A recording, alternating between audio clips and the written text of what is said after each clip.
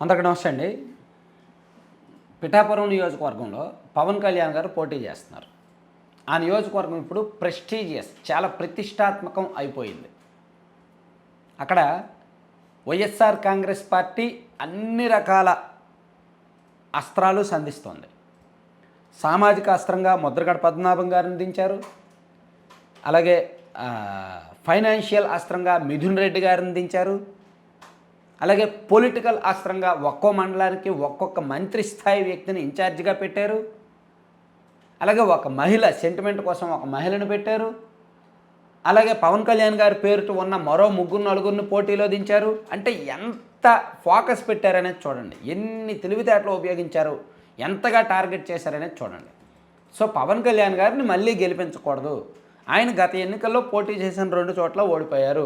ఈ ఎన్నికల్లో కూడా ఆయన ఓడిపోతే ఆయన రాజకీయ భవిష్యత్తు ఇంకా ఉండదు అని వైఎస్ఆర్ కాంగ్రెస్ పార్టీ పూర్తి ఫోకస్ పెట్టింది పిఠాపురం మీద. సో పవన్ కళ్యాణ్ గారికి కూడా తెలుసు.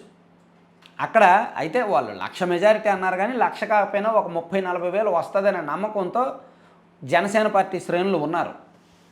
సో ఎంతైనా పవన్ కళ్యాణ్ గారికి ఇది రిస్క్ కాబట్టి, ఆయన రాజకీయ జీవితానికి ముడిపెన్న అంశం కాబట్టి పవన్ కళ్యాణ్ గారి తరపున చిరంజీవి గారు ప్రచారం చేసే అవకాశాలు కనిపిస్తున్నాయి.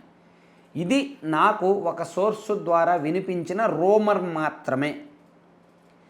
50% నిజమవ్వచ్చు, 50% అబద్ధం అవ్వచ్చు, నాకు పూర్తిగా తెలియదు. నేను ఆ నియోజకవర్గంలో జనసేన పార్టీకి సంబంధించిన కొంతమంది నాయకులతో మాట్లాడుతున్నప్పుడు ఇంటర్నల్ సమాచారం వాళ్ళకు కూడా వచ్చింది. చిరంజీవి గారితో చర్చలు జరిగాయి, ఆయన రావడానికి ఇంట్రెస్ట్ చూపించారు అని. 1 లేదా 2 రోజులు ఆయన ప్రచారం చేస్తారు. పవన్ కళ్యాణ్ గారి తరపున పిఠాపురం నియోజకవర్గంలో చిరంజీవి గారు 1 లేదా 2 ప్రచార సభల్లో పాల్గొంటారు అనేది మనకున్న సమాచారం. అది చాలు, 1 మీటింగ్ చాలు. అసలు పవన్ కళ్యాణ్ గారు చిరంజీవి గారు కలిస్తేనే చాలు. మొన్న మధ్య కలిశారు 15 రోజుల కిందట. పవన్ కళ్యాణ్ గారు చిరంజీవి దగ్గరికి వెళ్తే ఇద్దరు మాట్లాడుకున్నారు, ఆయన కూటమికి సపోర్ట్ చేశారు. అలాగే పవన్ కళ్యాణ్ గారు పార్టీకి ఒక 5 కోట్లు విరాళం ఇచ్చారు, చాలా జరిగింది. సో అంటే అంత సపోర్ట్గా ఉన్నారు, ఆయన పూర్తిగా సపోర్ట్ చేస్తున్నారు. అలాగే Anakapalli MP candidate CM Ramesh గారు కూడా పవన్ కళ్యాణ్ గారిని చిరంజీవి గారిని కలిశారు, ఆశీర్వాదం తీసుకున్నారు. సో అట్లా చిరంజీవి గారు కూటమికి ప్రత్యక్షంగానే సపోర్ట్ చేశారు, డైరెక్ట్గానే ఆ మాట చెప్పారు. అందుకని సజ్జల రామకృష్ణారెడ్డి గారు చిరంజీవి గారిని కూడా టార్గెట్ చేశారు. ఆ మాటల తర్వాత పవన్ కళ్యాణ్ గారు సజ్జల గారికి కౌంటర్ ఇచ్చారు, టార్గెట్ చేశారు. సో ఇప్పుడు పిఠాపురం నియోజకవర్గంలో పవన్ కళ్యాణ్ గారి తరపున ప్రచారం చేయాలనే ఆలోచనలో చిరంజీవి గారు ఉన్నారు.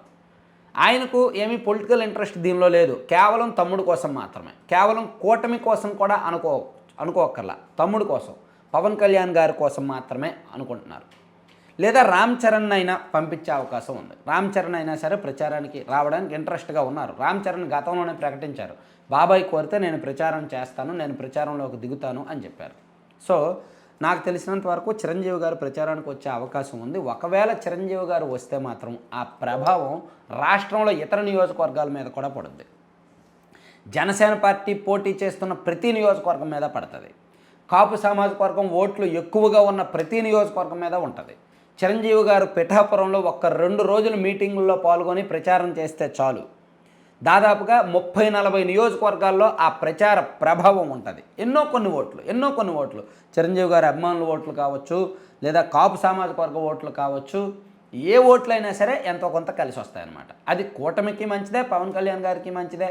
అందుకే ఆయన ప్రచారం చేయాలని అందరూ కోరుకుంటున్నారు.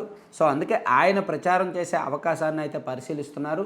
మనకున్న సమాచారం అయితే అంటున్నారు ప్రచారం చేస్తారంటున్నారు. 50-50 అవకాశాలు మాత్రమే, చేయొచ్చు చేయకపోవచ్చు, నాకు తెలిసి ఏం జరుగుతుందో చూద్దాం. Thank you.